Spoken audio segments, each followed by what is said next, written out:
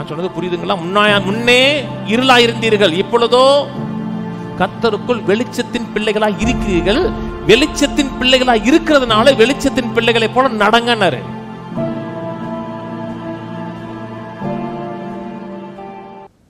முற்காலத்தில் நீங்கள் அந்தகாரமாய் இருந்தீர்கள், இப்பொழுதோ கர்த்தருக்குள் வெளிச்சமாய் இருக்கிறீர்கள்.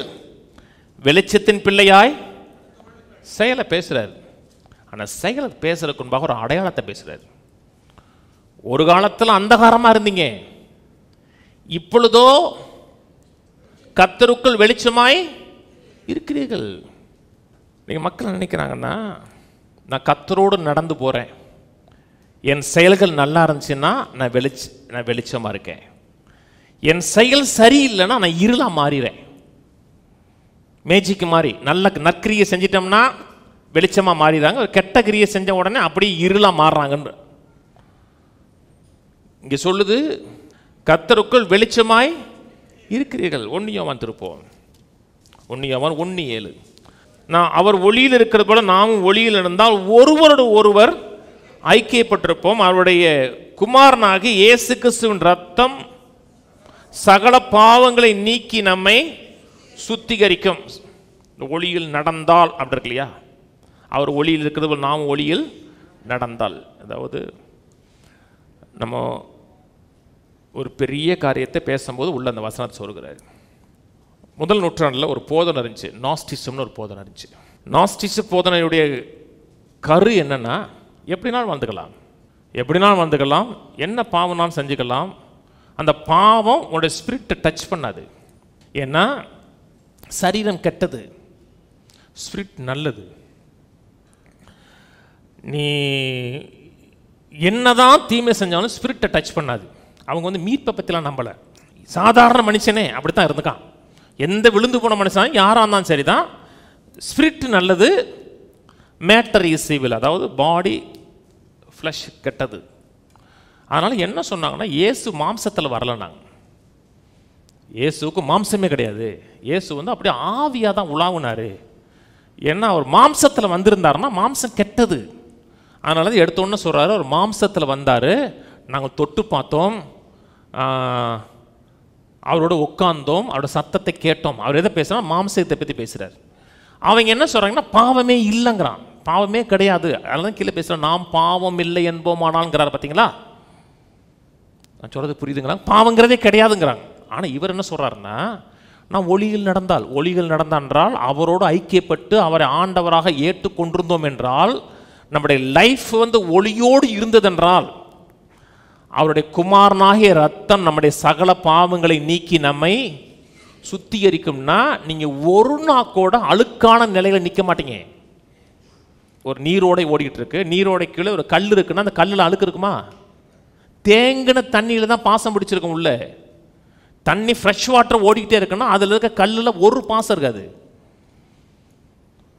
அவருடைய குமாரனாகிய ரத்தம் எல்லா பாவங்களை நீக்கி ஒவ்வொரு நாளும் அவருக்கு முன்பாக நம்மை ஒளியில் நடக்கிறவர்களாக நிறுத்தி இருக்கிறது. நான் சொன்னது புரியுதுங்களா?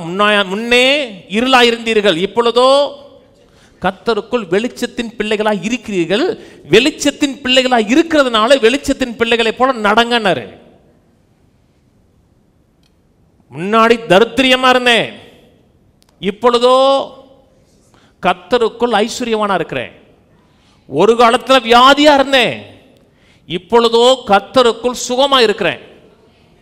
இப்பொழுது என்னவா இருக்கிறீர்கள், அவர்கள் என்ன செஞ்சிருக்கிறான்னு பார்த்தீங்கன்னா வாழ்க்கை மாறும். இன்னைக்கு அதோட மக்கள் அடையாளப்படுத்த கிடையாது. சில மக்கள் இன்னும் இருக்காங்க கிறிஸ்தவத்தில், சில மக்கள் தங்களை இன்னும் ரட்சிக்கப்பட்ட பாவின்னு சொல்றவங்க இருக்காங்க தெரியுமா? ஒன்று நீங்க பாவியா இருக்கணும், இல்லைன்னா ரட்சிக்கப்பட்டிருக்கணும். ஒன்று அந்தகாரத்தில் இருக்கணும், இல்லைன்னா வெளிச்சத்தில் இருக்கணும். வண்ணத்து பூச்சி இருக்கு இல்லையா? வண்ணத்து பூச்சி முதல்ல வந்து கேட்டர்பில்லராக இருக்கு, புழுவாக இருக்கு. புழுவுக்கு சும்மா கூகுளில் தான் பார்த்து 7 கால் இருக்கு, ஒரு 4 கால், அப்புறம் ஒரு 3 கால் இருக்கு. கூகுள் இமேஜில் ஒரு 4 ஒரு 3 இருந்துச்சு. அது போட்டிருக்காங்க, படம்லாம் போட்டிருக்காங்க, இந்த கால் இந்த இதுக்கு யூஸ் ஆகுது. 7 கால் இருந்தால் கூட அது மெதுவாக தான் நடந்து போகும், அது அப்படி பறந்து போகாது. சில மக்கள் தங்கள் மாம்ச செயலை நம்பி முன்னேறணும், வெற்றி பெறணும், ஆசீர்வாதமாக வாழணும் படாத பாடுபடுறான். லைஃப்பை அவன் என்ஜாய் பண்ணதே கிடையாது, ஒரு நாள் கூட என்ஜாய் பண்ணது கிடையாதுங்க. ஆனால் நான் ஆசீர்வதிக்கப்பட்டவன், என் மேலே ஆசீர்வாதம் இருக்குன்னு நினைக்கிறவன் லைஃப்பை என்ஜாய் பண்ணுறான். ஆனால் நான் பாடுபட்டு தான் உன்னை சேர்த்து வச்சு வேதம் சொல்லுகிறது, நீங்கள் சேர்த்து வச்சதை இன்னொருத்த அனுபவிப்பான் இருக்கு. அது லைஃப் இல்லை.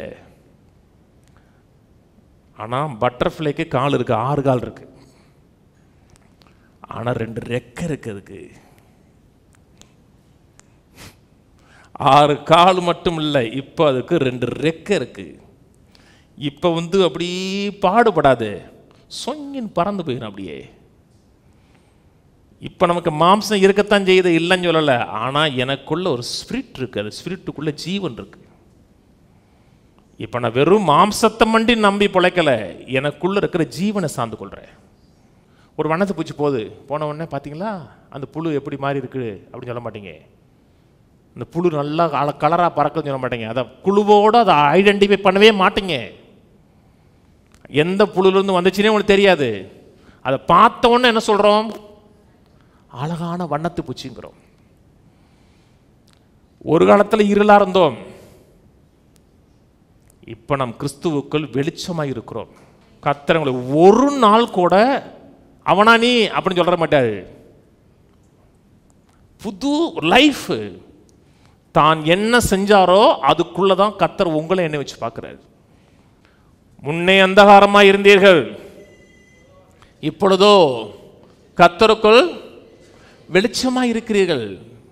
முன்னே புழுவா இருந்தீர்கள், இப்பொழுதோ வண்ணத்து பூச்சியாக இருக்கிறீர்கள். ஆகவே பறந்து போங்கள். பறந்துன்னா ஓடி.